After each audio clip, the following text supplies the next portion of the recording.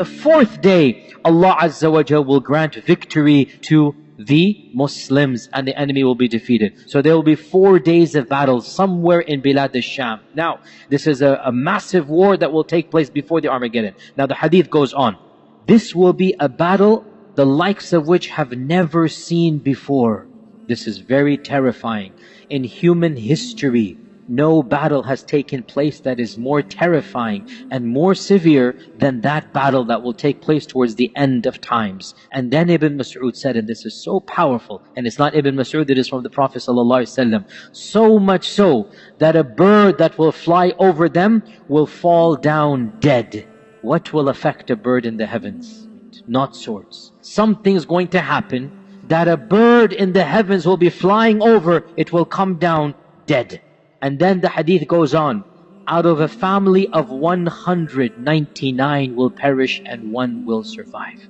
The attrition rate in this war, 99%. Allah musta'an. 99%. The victory was given to the 1%. 99%. And this is when the Prophet ﷺ said, Ibn Mas'ud said, so how can anyone be happy over ghanima or any inheritance be divided? In other words, may Allah protect all of us. If somebody were to give you $1 million but you have no family, wallahi, what sane person will choose that? Family is worth more than this whole dunya.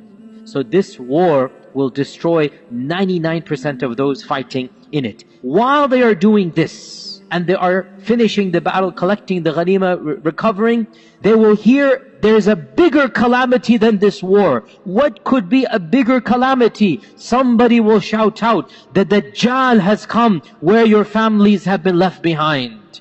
They will run, they will rush back to that land, and they will discover that it is a lie. It is not true. And in one hadith it is mentioned that they will send their 10 best horsemen to go verify that news. And then the Prophet ﷺ said, I know their names and the names of their forefathers and the colors of their horsemen, the colors of their horses, and they will be the best horsemen on the face of this earth. Now, does this mean we will go back to horses and swords? If there is that type of war, in all likelihood we will.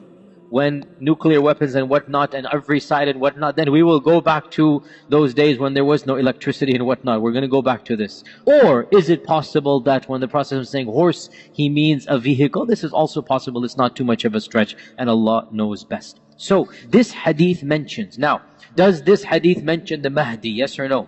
No, it does not. But other ahadith mention that the Mahdi will be the one that will be there when the news comes that the Dajjal is around. So it appears that this big war that is being referenced is a war that the Mahdi will participate in, even though he's not mentioned in this one, right? So it is a war between Ar-Rum and between the Muslims. It is a massive war. Now, Abu Hurairah narrated, and it is the hadith in Sahih Muslim, that the judgment will not come until Ar-Rum will come out to fight you at a place called A'maq or Dabiq. Now, Dabiq is, and A'maq is close to it, Dabiq is a city in Syria.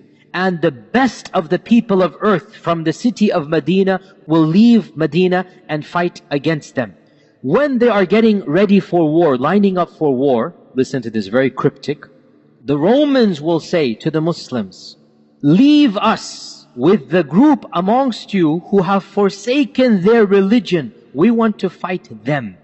The Muslims will say, La wallahi, we will never leave our brethren and will never abandon them to you. So the battle will rage on. The battle will rage on. 1/3 of the Muslims will retreat out of cowardice, and Allah will never forgive them. When the battle gets tough, they will flee. And the Prophet ﷺ said they will never be forgiven. 1/3 will be killed, and they will be the best of shuhada. And 1/3 will conquer. 1/3 will win. They will not be tested. Allah will bless them, and they will not be tested. And they, meaning that 1/3, will then conquer Constantinople.